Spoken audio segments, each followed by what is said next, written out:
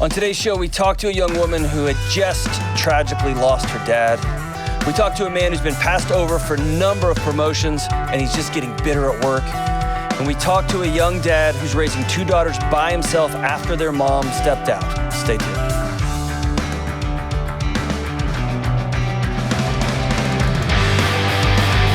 Yo, what's up? This is John with the Dr. John Delony Show. A show for you, about you, and by you, about your mental health, about your relationships, about everything going on in the world. And I tell you what, man, we got a lot going on in the world. Whew, man, it has been a wild couple of weeks. And I've been out for a while. And if you're just regularly getting the show on your download feed, you won't know because we stay a little bit ahead. But I've been out. James, you want to tell them what you did? You mean what you did? I don't think that's how that story goes. I think the way we should tell the story is the way it would be truthful. Let's tell America what you did, James. Well, you gave me COVID is what happened. And then turns out that you took a real COVID test and found out that you also had COVID. I think I tested negative a bunch. But didn't you buy these like at the dollar store? The test? No, I got them from a guy in a parking lot. That's true. And they were pine cones, turns out. He told me to wave the pine cone over my heart and to sing a song or something. You can't just like gently put the Q-tip in the front of your nose. That's not how the test goes. You have to shove it way up there. You do sound terrible, like you still have it. But we're both back in action after being gone. And of all the things, so if you're listening, my family has been out. Man, it's just kind of burned through. It wasn't great. But the great mystery here is this. Gully. Yes? Did you get COVID? I did not get COVID, no. I really don't know how. I was so sure that because I've been stuck in tiny rooms with y'all for hours. I sit next to James 8 hours a day, like inches apart, and apparently I'm bionic. I have a feeling that you got it and that you went to the mirror and you looked really closely inside your own soul and you said no. And it was like, I'm sorry, ma'am. And it left. And then it doubled I'm good back. with that. It doubled back on me and James. And it was like, sorry, guys, I got to give you all a double dose. But that lady's scary. And me and James were like, yeah, we know. And then we just took it. Yeah, amazingly, somehow I've yet to get it. Nobody in my household has gotten it yet. Knock on whatever. I don't know how you don't now. Because, yes, if you don't know, inside baseball here is we spend a lot of time in little tiny rooms together. And Kelly is not made of the things that we are made of. I told her today that one day she's going to like cut her arm real bad and then it's going to be just wires and chips under there. Motor oil will leak out and she'll be like, and yeah. It'll be that would explain a lot of things, actually. Lack of emotion. Yeah, not getting sick. Yeah. Those things, yeah. You know. James, I'm glad to know you feel and you have a heart.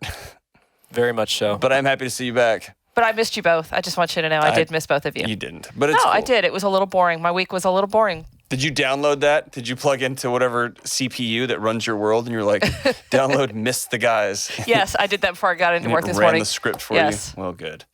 We missed you too. So, hey, everybody. She held it down while we were gone, man. That's, I know. There actually is going to be 4 or 5 episodes where Kelly takes calls and does a way better job than I do. So, congratulations, America. You win. You win. But I am glad to see everybody and be back as we are slowly getting everything back. And by the way, I'm back in the gym. We're back working out. It is fascinating to hear the folks that have this thing and how it affects everybody differently and affected my whole family differently. So it's just what a bizarre thing. But we're back. It's good to see you, James. Good to see you, Kelly, Nikki B, everybody. It's awesome. All right, so let's go to the phones and catch up with Kelsey in Seattle. Hey, Kelsey, what's going on? Hi, John. Thank you for taking my call. Thank you for calling. What's up and how can I help? My dad struggled with addiction most of his life, and my little brother is following in his footsteps. They slowly lost everything and were living in a motel up until my dad overdosed 2 weeks ago. Oh, no. I'm so sorry, Kelsey. Thanks. My brother texted us, "Dad's dead," and he continues to use. Golly. Yeah, of course. We thought it would be rock bottom for him, you know. I'm heartbroken. I'm angry with both of them, and I just don't have the hope that I used to have. How do we deal with the loss of our dad when it was such a complicated relationship? And how do we live with the fear, that we're going to lose my brother too? I think first is to sit for a second. And it feels like you need to run and do and folks who love addicts live their lives waiting for this other shoe to drop, right? And it's heartbreaking. Your dad was probably also a pretty awesome guy too, huh? Yeah, he needed help that he didn't get. Yeah. He had a good heart, but he did a lot of things. I mean, he used with my little brother. It's hard to think about all the good things, but then there are some really bad things too. Yep, that's right. So the big elephant in the room here is you just lost your dad, and you are still in the middle of that trauma. And making this trauma more complex is that you had a complicated relationship with this guy. And so on top of the normal heartbreak that would be 2 weeks out from any of us losing our parent is also you had seasons where you hated this man, right? And you had seasons where you despised him, and he was still your dad and you loved him. And then you had hope, and then he just needs to get through this season. And oh my God, he's using with my brother, but maybe they're going to be good for it. So, right, it's this roller coaster you've been living with, and all that complexity is on top of this grief, right? Yeah. And the tendency we have in these moments is to try to solve it all right now. And the hardest thing I'm going to tell you is you can't solve it today. Yeah. You just have to be heartbroken that your dad's gone. And you didn't get that. It didn't end like a Disney movie, right? Right. And y'all been waiting for that ending for so long, and it didn't happen. It doesn't surprise me. It's not abnormal. It's equally heartbreaking. It doesn't surprise me that your brother went right back to using. Because when you're using, you're covering up. You are numbing over broken relationships. And the only one he feels like he has left, right? Yeah. And so to use that same mechanism to cover up that same challenge doesn't surprise me at all. It's heartbreaking. And for those of us who aren't addicts when it comes to drugs, I think so many of us are addicts with different things. It doesn't make any sense. You're just, you think like you just saw someone you love pass away. What are you doing? That's just not how that addicted brain solves math problems, right? Yeah. So what's the last 2 weeks been like?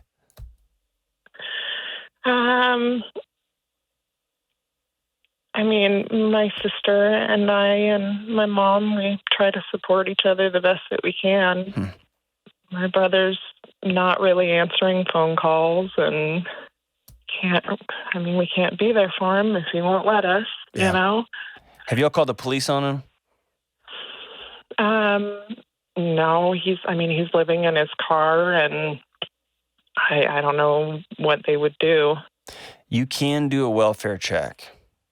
Yeah. And sometimes, depending on what city you live in, if they have drug court or if he doesn't have a long record, there are community assistance programs that people can have access to through the criminal justice system. That's just one avenue that comes to the top of my head, or finding the car, knocking on it. But I also know y'all been living with this for a long, long time. Yeah.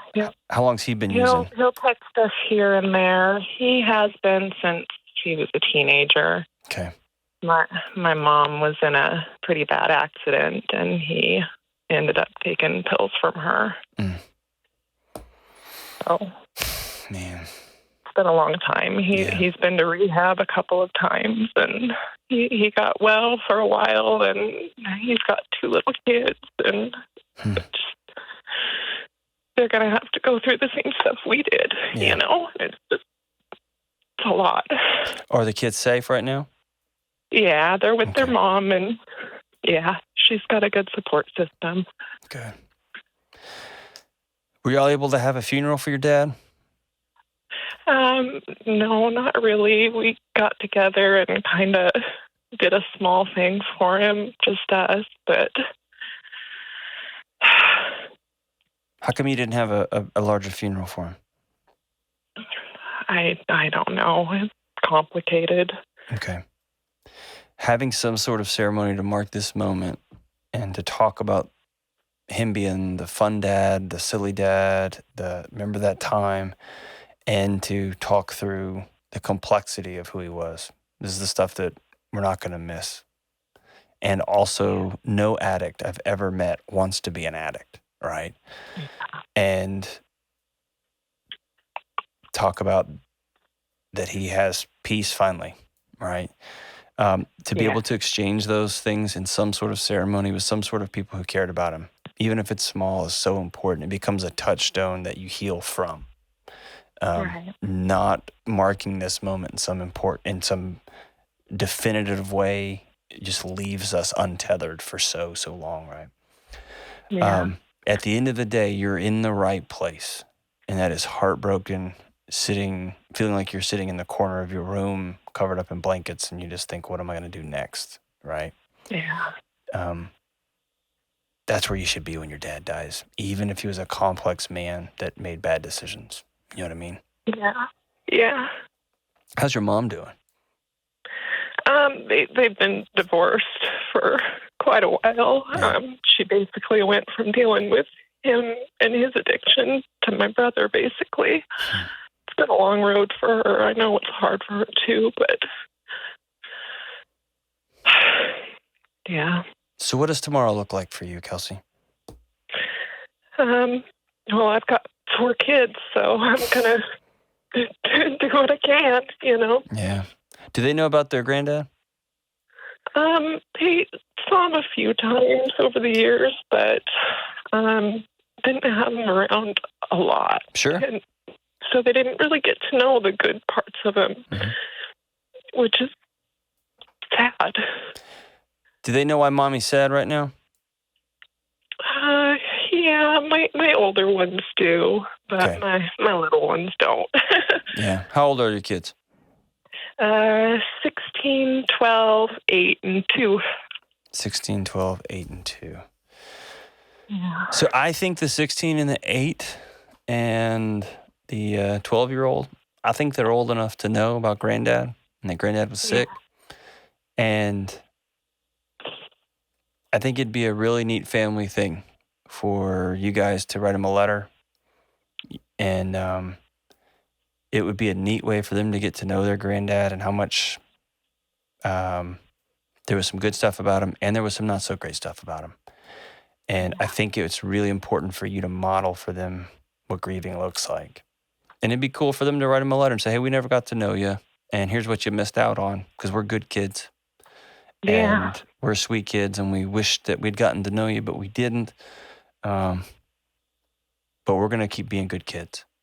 And let them reiterate that. Does that make sense? It's not uncommon for grandkids of addicts to feel like it was somehow their fault that their grandparent didn't want involvement in their life. Yeah. And so this is a healing moment for everybody. But there's something powerful about writing that letter. And if you don't want to invite them into that conversation, I do think that's important for you. Have you ever sat down and written a letter to your dad and let it all just out?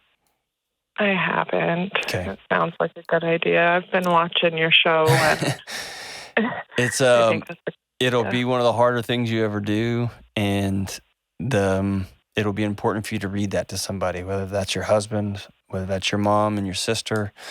It could be a neat moment that you and your mom and your sister all write letters to him, and then y'all get together and read them out loud. There's just something about grief being witnessed that is healing.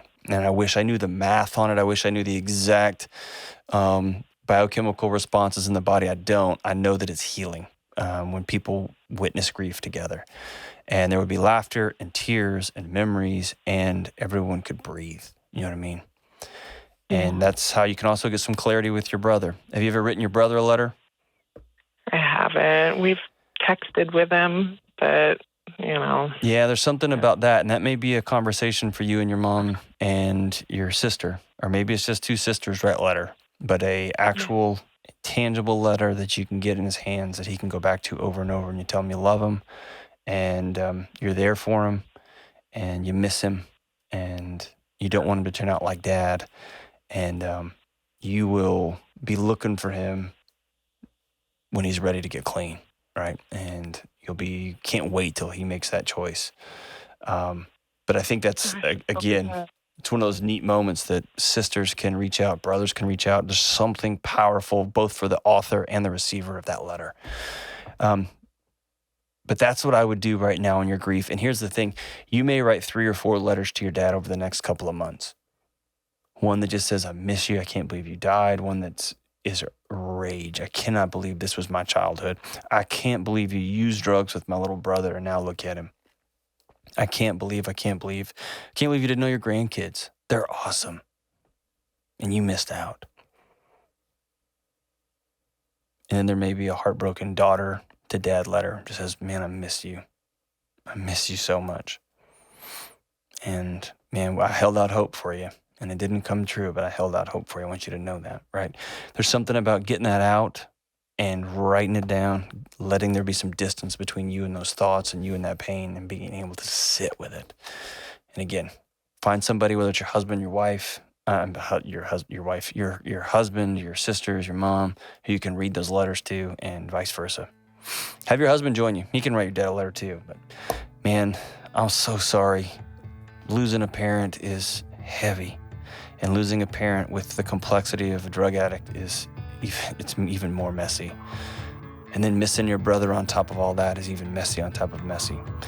So when those things happen, when our lives spin out on us like that, writing stuff down and getting away from it is so helpful. Not away from the feelings, no. Not running, no. But being able to create some space between us and that weight, that blanket that's just laying on us, not letting us breathe. And it's just going to take some time to heal. And it's going to take some months that are going to turn into years. And you're in it now. I'm so sorry for your loss.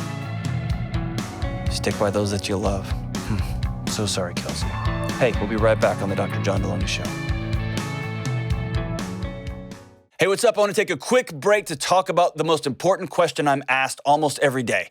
How do I find a counselor? If you can't find a counselor in your area or you can't afford one, I've got a solution for you. I've partnered with BetterHelp for customized online therapy, video chat, text chat, phone counseling. It's a licensed therapist whenever and wherever you need them. Go to betterhelp.com/Delony for 10% off your first month. It's cheaper and it's available all the time. This is for you, your family, and for everyone else that's coming your way. Take care of your mental health. Go to betterhelp.com/Delony today. All right, we are back. Let's take one more call. Let's go to Joshua in Vancouver. Hey, Joshua, what's going on, man? Hey, Dr. John. Can you hear me? I can, brother. How are you? Oh, I'm doing well. Wow, can't believe I'm on the show. Cool. I can't believe I'm on the phone with you. Thanks for your time. No, thank you, man. So what's up? How can I help? Okay, so my question is, as a solo parent, how can I best raise 2 young daughters to be healthy and confident? That's actually kind of a part of the question. My next part of the question is, would it be better for them that I wait until they're adults for me to look for a partner? Yeah. Wait for them to be adults. So where is mom? Mom moved out about 2 years ago. She left the country and she's living with someone else. Okay. Yeah. How's the last couple of years been? Up and down. Yikes, man. Walk me through how that initial transition happened. Did she just drop a bomb on you one day? Did your relationship slowly lose steam? What happened? What happened was, well, I had an inkling, something was up. She was spending a lot more time on a certain phone game, and then found out that way that she had been. Well, actually, she went on a trip, and then when she got back, that's when I found out. Okay, yeah, the trip was not for what she was intended to go. It was to meet someone else. Gotcha. Yeah. And how old are your girls? They're 8, and my youngest is turning 7 in October. So they were 6 and 5 when this happened, huh? Yeah, and well, unfortunately, this hasn't been like the first time that I've been left on my own with the girls. So, Well, don't just stop there. I mean, what happened? well, the first time, I guess, she wasn't feeling as if though. I'm trying to remember here from the top of my head now. She had moved out to go live with a relative. To remember why, it was something that she just couldn't. She didn't want to. I don't know. She couldn't live with me or something. Okay. Well, or her baby girls, right? Yeah. So tell me about these 2 wonderful young daughters. Tell me about them. Oh, they really are wonderful. They have kept me going, kept my faith strong. They're opposite in nature. One of them is really social. The other one's really quiet, more like me. And they have been my everything. They've been able to help me keep going. That's awesome. And vice versa, right? You've kept them plugged into life too. Oh yeah, for sure. Oh, and by the way, you had to do this during COVID, so that's fun, right? Yeah, that was interesting. Navigating single parenting in Vancouver in a pandemic. Good grief, man. Mm-hmm. So to answer your first question, how do you raise 2 daughters? Tell me that first question again. I'm just trying to give them the best chance. So I guess the way I phrased the question was, how can I raise them to be healthy and confident? Okay. So there's a couple of things here. Number one, their mom abandoned them. Mm-hmm. Mom said, I would rather a life that does not include you in it than one that does. Yeah. And so strength and confidence is anchored to our core narrative, our core parent. And when our parent abandons us, leaves us, that leaves us untethered completely, right? Mm-hmm. And so you are going to have to be that connection, that tethering, that grounding for them in a way that will feel more than you can bear it sometimes. Mm-hmm. Right? Yeah. What does that look like every day? That means every day you got to set up breakfast with them. If you can. And I know single parents are working 45 jobs to make stuff work, right? That looks like your social life's going to be greatly altered because you're going to be spending time with them, right? Mm-hmm. And you're going to be setting up situations where they can go play and have relationships and be successful as well, right? So it's going to be just this mix mash, whatever the words are. It's going to be a hodgepodge. How about that? I like hodgepodge. Yeah. It's going to be tough is what I'm telling you. Oh, yeah. Do they know mom? Do they talk to mom? Do they have any interaction with her? Well, are you legally fortunately married? enough, Are you divorced? What's the status here? yeah, let me fill you in here. So with the court, we got, obviously I have the primary, what's called here primary parenting, basically the almost like full custody kind of thing. And she has, what's it called? She can contact with the kids. So we set up at least one day every week where she could video message them or talk to them through the messenger. That's So wow. Yeah, and it's kind of it's not going to be ongoing. I don't know how it's going to be because she just to throw another bomb on top. She just had another kid, I believe, in this month. Yeah. Yeah. At some point, man, I'm going to say something that I usually don't say on this show. I'm usually about reconciliation, and I'm usually about have a parent stay as connected as possible to their kids as much as possible. It's important that you never run down the other parent, right? Even in these messy co-parenting situations. I want you to meet with a child psychologist ASAP. Have you done that already?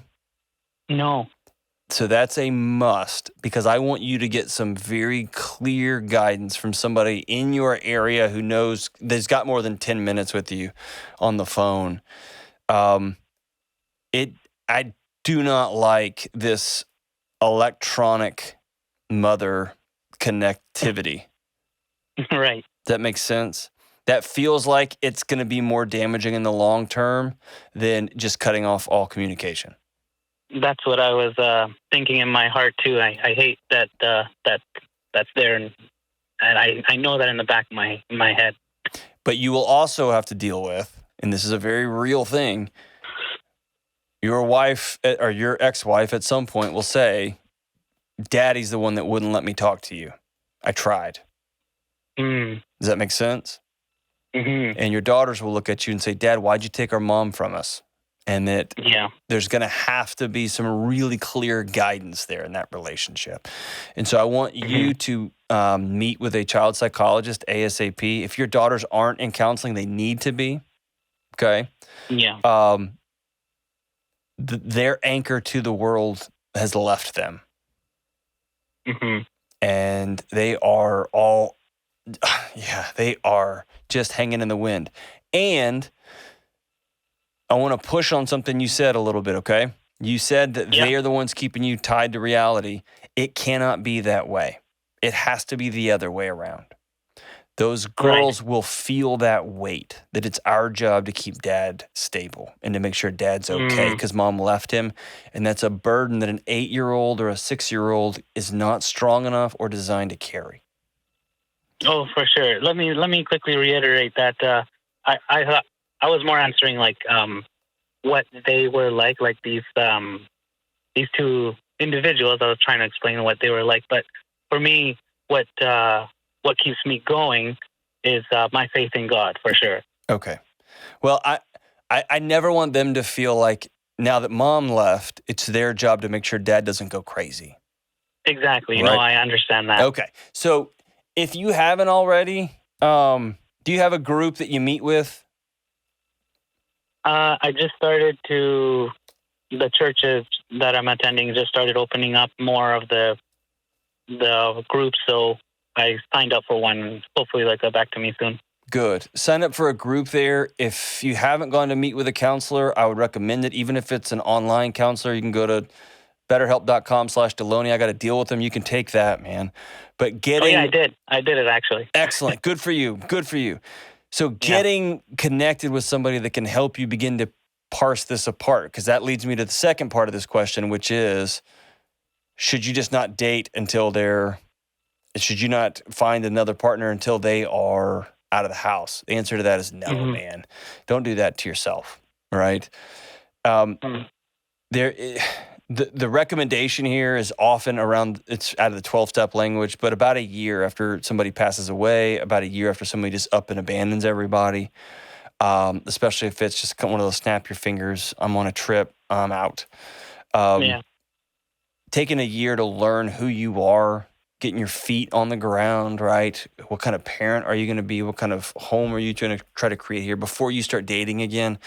2 years out, man, I highly recommend leaning into social situations, going to grab coffee with somebody, right? And have you done that yet? No, okay. I'm still trying to. I think it's going to take me longer than 2 years to figure out who I am. Sure. Well, listen, you won't have yourself totally figured out, brother. And the moment you think you do, you're going to meet somebody, they're going to knock your socks off, and all that's going to change, right? It's more about making sure the blood stopped. Right. Okay? It's making sure that wound is healing. Mm. And so what you don't want to do is go create a codependent relationship here where you're going to be so exhausted after a few years, it's going to be tempting to get somebody else to help babysit your kids with you, right? And Yeah. that's what you don't want. And then obviously be careful and smart about who you bring home and make sure that you're not just having a rotating cadre of potential girlfriends coming through the house, because that's a lot for your kids, right? Of course. If you do decide, hey, I'm serious with somebody, then man, y'all go straight to a premarital counselor where they can walk you through what joining homes is going to look like, what co-parenting is going to look like, how you're going to involve mom at one point when she decides she's just going to swing back into the girl's life, and all that's going to help you just pull each one of those things apart and create some sort of context, some sort of forum for how y'all are going to handle questions as they arise, which they will, right? But no, man, just don't feel like you have to do that for them, for you. They can still grow up to be wonderful, well-adjusted young women. So I didn't answer your original question. Here's your original question. You let those girls know that they are brilliant, that they can do hard things, and not just with words only. Give them tasks. Let them be a part of the household, the operation of the household, right? So the temptation is going to be to take all their chores away because you know they're sad. No, they're going to function in the house. They're going to help with dinner. They're going to help you when y'all go grocery shopping. They're going to help when you are cleaning the house. They're going to know they have a role in that home. And you're going to honor that role by having high standards, by loving them, by teaching, not losing your mind on them, right? Their esteem, who they are, is going to come through participation in that relationship, in that family unit. Does that make sense? Yeah, that makes good sense. That actually helps answer my question. I'm doing an okay job then.